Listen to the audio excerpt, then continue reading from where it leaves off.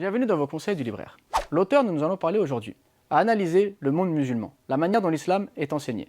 Et il a pris conscience que la façon dont l'islam est prêché insiste énormément sur le côté normatif, mais ne va pas au fond des choses, ne met pas en avant le côté spirituel des choses. Et c'est ainsi que beaucoup de lecteurs qui lisent des livres ou de personnes qui écoutent des conférences finissent sur le chemin par se lasser, par négliger certaines pratiques religieuses. Pourquoi? Parce que le fond et la spiritualité ne s'est pas réellement ancré en eux.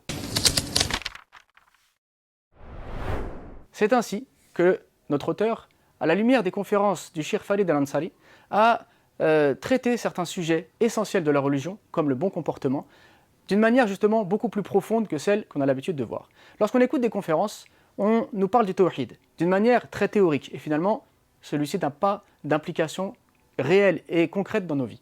Lorsqu'on nous parle du bon comportement, c'est pareil de manière très vague et on a l'impression que tawhid et comportement sont deux choses différentes. À savoir que ceux qui insistent sur le dogme vont parler du tawhid en permanence et parfois avoir un comportement complètement opposé à celui de l'islam. Et ceux qui insistent sur le bon comportement, on a l'impression qu'ils ne donnent pas d'importance au dogme et qu'ils vont séparer ces deux choses. Alors que le comportement est lié au tawhid. Le tawhid est lié au comportement. Le bon comportement n'est que l'application du tawhid. Et c'est donc de cette manière-là qu'il a voulu rendre le tawhid vivant à travers justement le bon comportement.